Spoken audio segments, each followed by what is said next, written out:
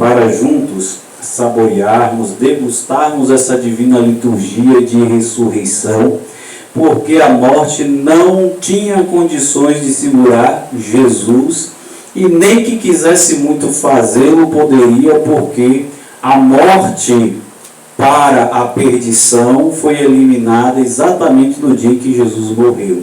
Morrendo, Jesus vence a morte. Ou seja, se Jesus não fosse morto na cruz, a morte não teria sido vencida. Mas a morte de Jesus vence a morte da condenação. A partir de agora, com a ressurreição de Cristo, que, como eu gosto sempre de afirmar, não foi para que a gente se sentisse consolado, nosso ente querido morreu e agora ressuscitou. Não.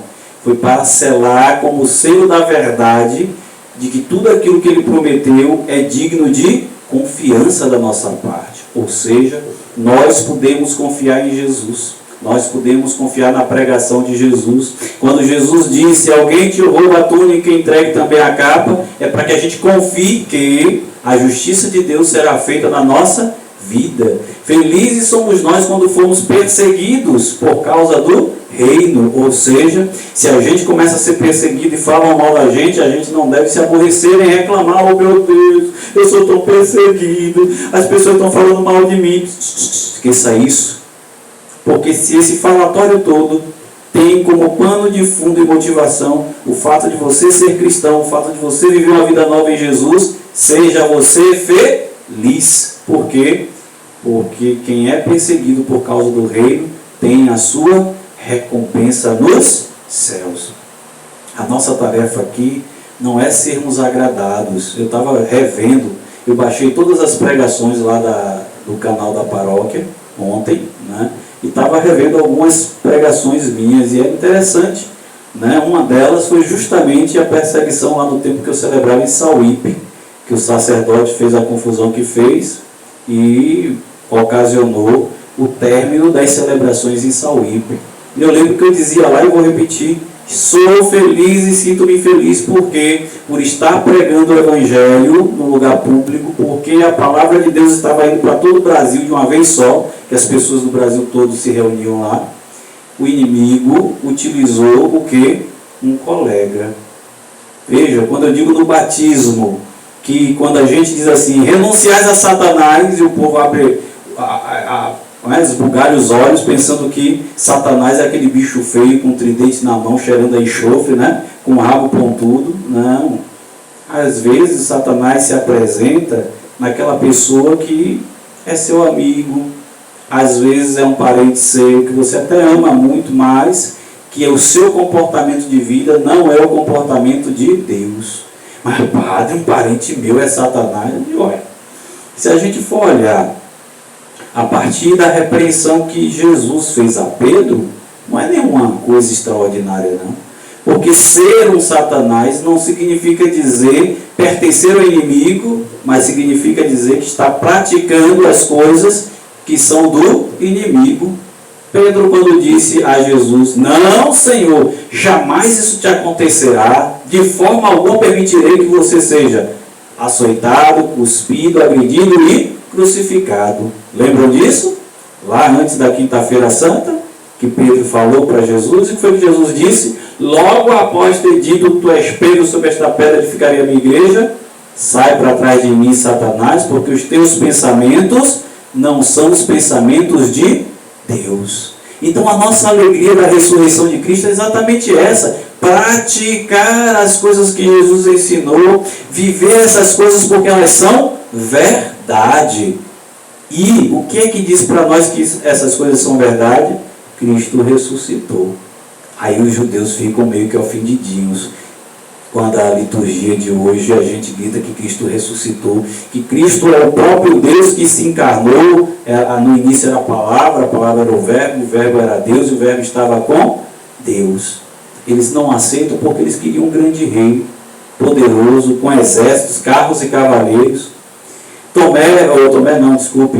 Judas Iscariotes, inclusive, entendia isso que os judeus entendiam. Entendiam dessa mesma maneira que o Messias era esse grande profeta que viria trazer a paz a Israel pela força das armas. Por que Judas Iscariote traiu Jesus? Que para nós é uma traição, mas na verdade ele quis estimular Jesus a se pronunciar, a se manifestar. Judas acreditava piamente que se ele fizesse o que fez, Jesus iria reagir. Digo, não, Jesus está com essa conversa fiada porque ainda não chegou o momento. E quando é que ele realmente decide fazer o que ele fez? Quando ele observa Jesus dizer o quê? Leva 2 espadas. Opa, o cara que é pacifista pediu a Pedro para levar 2 espadas, se não ia utilizar. Inclusive repreendeu Pedro, dizendo, põe tua espada na bainha, acaso não vou tomar o cálice que eu devo tomar? Mas Judas vê nisso, nessa preparação, ainda na Semana Santa, a oportunidade de dizer, não, vou dar um empurrãozinho. Ele mandou levar 2 espadas, ele está escondendo o jogo, ele vai se manifestar. Então quando Judas chega lá, que dá o beijo, e Jesus disse, amigo, com um beijo tu traz o Filho do Homem? Judas não entende o que estava fazendo, porque ele realmente achou que ali haveria uma revolta e que Jesus convocaria o seu exército para finalmente libertar Israel. Mas aí, quando isso não acontece, quando ele vê Jesus sendo preso e açoitado, por isso ele vai, se arrepende profundamente e tira a própria vida. Porque Judas até não era um cara muito bom, porque segundo o Evangelho ele era ladrão. Lembra que ele foi acusado de ser ladrão? Quando ele diz assim, olha, para que esse desperdício desse perfume derramado aí, a gente podia vender para dar aos pobres. E a Escritura mesmo vai dizer que ele não estava dizendo isso para dar aos pobres, mas ele estava dizendo isso porque ele era ladrão. Então ele não era lá 100% honesto, mas também ele não era perverso. Ele tinha o entendimento dele a respeito da pessoa de Jesus. Pois muito bem. E tudo isso que foi ensinado por Jesus para nós é preciso que a gente coloque em prática. Para quê? Para que a gente possa viver uma vida abençoada, uma vida liberta.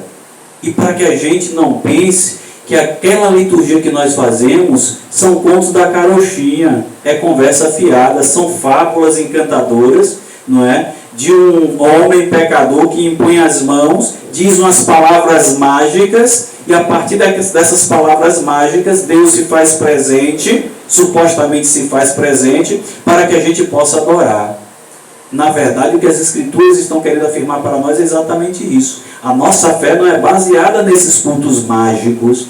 O que o padre faz, o padre pecador faz na missa, não são o ato de pronunciar palavras mágicas, não. O padre não pronuncia palavras mágicas. São palavras místicas, de poder. O poder de Deus que se faz presente não por causa do padre, não por causa da santidade ou falta da santidade do padre, mas por causa do poder de Deus, para alimentar ao Padre e a vocês também, para que vocês tenham certeza. E como que a gente vai ter certeza de que tudo isso que Jesus disse está correto? Por vários motivos. Um deles, Jesus não nos pediu nada que Ele próprio não tivesse disposto a fazer antes. Então Jesus estava disposto a mudar a vida nossa pelo exemplo dele. Embora Jesus não precisasse mudar de vida, porque a vida de Jesus sempre foi correta, mas a correção que Jesus nos apresenta é para que nós também sejamos corretos. Então ele serve ao Pai, e serve ao Pai até a morte, morte de cruz.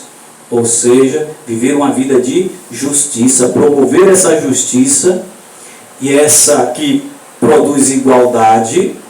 A justiça produzida por nós traz igualdade. A igualdade promovida por nós, às vezes, promove injustiça. Porque justiça e igualdade não são a mesma coisa. Mas a justiça praticada promove a igualdade de dignidade, de oportunidades. Pois muito bem. E o ponto mais importante para que a gente tenha certeza de que a pregação de Jesus foi verdadeiramente uma pregação para que nós mudássemos de vida, para nos possibilitar a vida eterna, é exatamente essa. Cristo ressuscitou para nós. E aqui eu queria chamar a atenção, mais uma vez, da maneira que a palavra é escrita. E João vai dizer que foi apenas Maria de Magdala. E alguém pode dizer, como é que eu vou acreditar nesses evangelhos? O outro diz que foram 3 pessoas, 3 mulheres. João só viu uma, mas repara que João, embora enumerando, ou nomeando apenas uma mulher, ele não necessariamente afirma que foi uma pessoa só que viu. Olha como está escrito. No primeiro dia da semana, ao alvorecer, enquanto ainda estava meio escuro, Maria de Magdala vai ao túmulo e vê que a pedra fora retirada. Ela corre, vai ter com Simão Pedro e o outro discípulo, aquele que Jesus amava, e lhe diz: tiraram o Senhor do túmulo e não sabemos onde puseram. Quem que não sabe? Está no plural. Não sabemos. Quem não sabe? Eu ou nós? Português básico, né? Gramática básica de português. Se não sabemos, nós não sabemos. Quem são esses nós? Eu e as outras duas mulheres que foram comigo. Nós não sabemos. Embora ele use somente o nome de Maria de Magdala, mas quando Maria vai falar no plural, que quer dizer que ele reconhece que outras mulheres foram com ela também. Então, necessariamente, não tem que estar tudo tem que estar igual, a essência tem que permanecer a mesma. Então, as mulheres são as primeiras proclamadoras da ressurreição de Cristo. E eu insisto, o importante entre homens e mulheres é o equilíbrio. Veja como a Bíblia traz sempre a família para ser agraciada pelo reino de Deus. Numa mentalidade, numa cultura patriarcal, onde as mulheres de fato culturalmente não tinham muita importância, quem é que vai fazer o anúncio da coisa mais importante da cristandade, que é confirmar que o que Jesus disse é verdade? As mulheres. Entendem? Então, em Jesus, há um perfeito equilíbrio em todas as coisas. Nós somos convidados a viver esse equilíbrio e, mais do que isso, nós somos no dia de hoje convidados a nos lançar nesse abismo. Eu gosto sempre de usar a imagem do abismo. Nós somos convidados a fechar nossos olhos e nos lançar nesse abismo a pedido de Deus nosso Senhor, porque nesse abismo está lá Deus para nos amparar, ou seja, é um salto de fé. Todos os dias Deus nos pede esse salto de fé, quando pede de nós fidelidade. Às vezes a gente se apega a coisas tão extraordinárias, a milagres estrondosos, extraordinários, todo santo dia, e não percebe que esse milagre todo santo dia está acontecendo. Nós acordamos, nós estamos respirando, nós estamos com saúde, nós estamos lutando. A parte das pessoas que não estão com saúde, e mais uma vez eu repeti o que disse, eu acho que foi ontem ou anteontem, a respeito do se Deus é bom, porque tem gente que morre, e a gente ignora o livre arbítrio, tanto nosso para colher aquilo que nós mesmos plantamos, como dos outros. Já dei esse exemplo aqui. Às vezes, e eu vou tirar por mim que não gosto de beber, estou eu lá, distraído no ponto de ônibus, esperando meu buzu, não gosto de bebida, mas fui atropelado por um cidadão que encheu a cara e pegou o seu carro e saiu para dirigir. O livre-arbítrio dele interferiu na minha vida, embora eu não tivesse necessariamente feito nada de extraordinário ou errado para receber aquele carro em cima de mim, me atropelando. O que aconteceu foi, alguém que tem, como eu, livre-arbítrio, escolheu beber e dirigir. Entendem? Então nós vivemos em conjunto. São muitos livre-arbítrios vivendo com outros livre-arbítrios. Nós podemos fazer absolutamente tudo o que a gente desejar com este corpo que não nos pertence. Quem afirma isso é o próprio Cristo. O corpo não é nosso, mas nós podemos fazer o que queremos. Então Jesus nos convida a fazer coisas boas. Paulo vai dizer: não sabeis que o vosso corpo é templo onde habita Deus? São Paulo vai esclarecer que aquele corpo que nos foi emprestado é templo onde habita Deus. E a nossa consciência, a nossa alma, precisa decidir por aquilo que é bom, agradável a Deus. E a gente precisa agradar sempre a quem? A Deus. Tudo que a gente faz ou deixa de fazer precisa para ser do agrado de Deus. A gente não pode cair na besteira de fazer as coisas para agradar aos homens. Que a gente fecha com São Pedro. Quando as pessoas pedem para nós algo que a gente identifica que está errado, não importa se a pessoa que está nos pedindo é o diácono, o padre, o bispo, o patriarca ou o papa. Se está errado, a gente, assim como Pedro, deve dizer: é mais conveniente antes obedecer a Deus do que aos homens. E ele disse quando foi proibido de pregar esse nome de Jesus. Mas pregar o nome de Jesus também significa dizer pregar a doutrina certa. Se alguém por tradição humana faz alguma coisa diferente daquilo que a doutrina ensina, a gente primeiro precisa esclarecer. Porque a pessoa quando ensina um erro por ignorância, isso significa dizer equívoco. A pessoa está equivocada.